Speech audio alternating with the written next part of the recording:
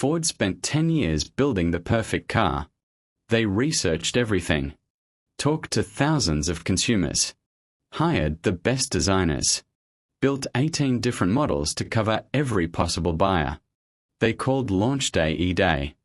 September 4th, 1957. Thousands of eager buyers showed up at dealerships across America. By the end of that year, monthly sales had fallen by 2/3. By 1959, just 26 months after launch, Ford quietly killed the entire line. The Edsel became so synonymous with failure that its name entered the English language as a synonym for disaster. The total cost: an estimated $350 million, around $2.5 billion in today's dollars. This is not a story about a bad idea. It's a story about what happens when a project runs long enough that stopping becomes more expensive than continuing. To understand what happened, you need to understand what Ford was trying to do. In the mid-1950s, General Motors had something Ford didn't: a full ladder of brands. You started with Chevrolet when you were young. As you earned more, you moved up: Pontiac, Oldsmobile, Buick, Cadillac. Each step meant trading in your old car for something slightly more prestigious. Ford had no mid-range option.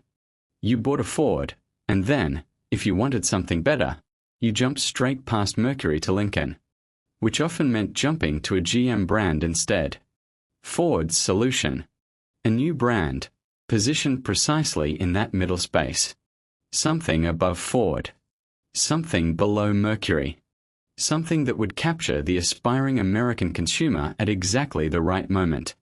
The project was called the E-Car. E for experimental. It was a sound idea. The gap was real. The opportunity was real. What Ford didn't understand yet was that they had started a clock they couldn't stop. The research phase took years. Ford gathered more than 8,000 possible names. They ran focus groups. They surveyed consumers about what they wanted. They studied demographics, income trends, the psychology of aspiration. Then they started spending. A new division. Separate management. Separate marketing. Then 1,187 new dealerships, opened or converted specifically for the Edsel. Then factories. Tooling. Assembly lines. And here is where the story really begins. Because by the time Ford had spent 2 years and $100 million, something had changed. Not in the market, inside the organization. Stopping was no longer a real option. Not because anyone decided that. Nobody sent a memo saying we are now too committed to stop. It happened gradually, invisibly, the way these things always happen. Each new investment made the previous investments harder to write off. Each new dealership that signed a contract created another obligation. Each new hire in the Edsel division created another stakeholder whose career depended on the project succeeding. The longer it ran, the more the organization needed it to work. And the more it needed to work, the more they promised it would. Ford's pre-launch marketing promised something revolutionary. Not a new car. The future of the automobile. That promise was a decision. And like every other decision in this story, it seemed reasonable at the time. You have spent 10 years and hundreds of millions of dollars. You need enormous sales to justify that investment. Enormous sales require enormous expectations.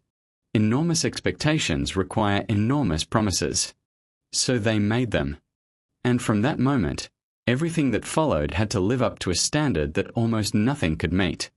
The Edsel had a design problem that nobody anticipated would become the story. The front grille. While every other car in America featured wide horizontal grilles, the chrome smiles of post-war prosperity, the Edsel's grille was vertical.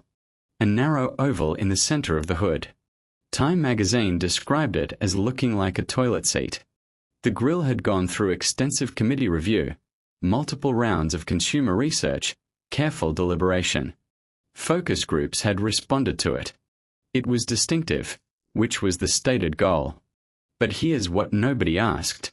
What happens when a car that has been called the future of the automobile shows up looking like nothing else on the road? Not different in a futuristic way. Different in an uncomfortable way. The problem wasn't that the grille was ugly. The problem was that people had been promised the future, and this didn't look like it. An ordinary new car can survive a controversial grille. The car that was supposed to redefine the American automobile could not. Ford had spent years designing a car for the American market of the early to mid-1950s. An era of optimism, growth, big engines, chrome, and aspiration. By September 1957, that market had quietly stopped existing. The United States was entering a recession. Consumer confidence was falling. And something unexpected was happening at American dealerships. Small, economical cars were finding buyers. The Volkswagen Beetle. European imports. Things that Detroit had never taken seriously. The Edsel was the opposite of all of that. Large. Expensive. Fuel-hungry. Aspirational. Ford knew the market had shifted. They weren't blind. But by September 1957, they had opened 1,187 dealerships. They had built the factories. They had announced D-Day. They had made the promises. The market Ford had spent 10 years designing for had quietly stopped being the market that existed. And there was no mechanism to stop. An ordinary product launch in a changed market is a setback. A launch that has been called revolutionary, in a changed market, is a different kind of problem. Even if the design had landed differently, even if the timing had been better, the Edsel had one more problem. The cars didn't work properly. Ford built the Edsel on the same assembly lines as its other vehicles, asking workers to switch between models.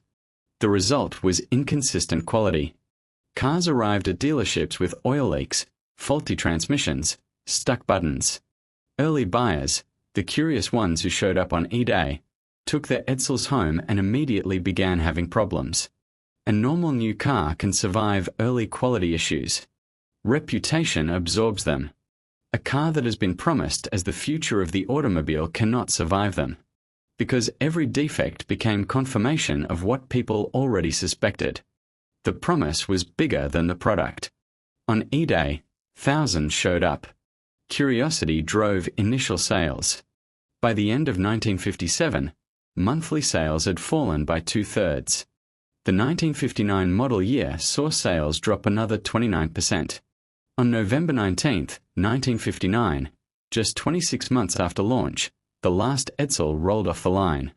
Ford lost an estimated $350 million, around $2.5 billion in today's dollars.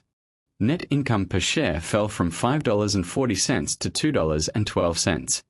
The share price dropped from above $60 to below $40. Edsel became a synonym for failure. It still is. Here's what I want you to sit with. Ford didn't fail because they ignored the market.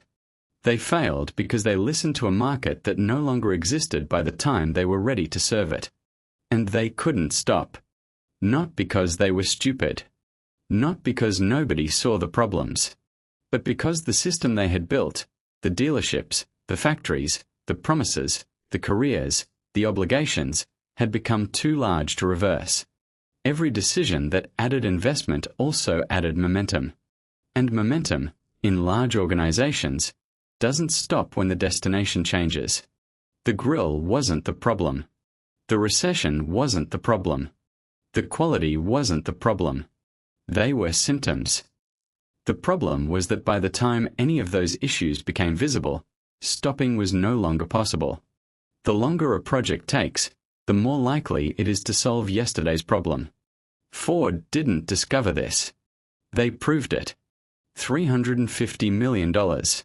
26 months. One name that still means failure. Small causes. Massive consequences.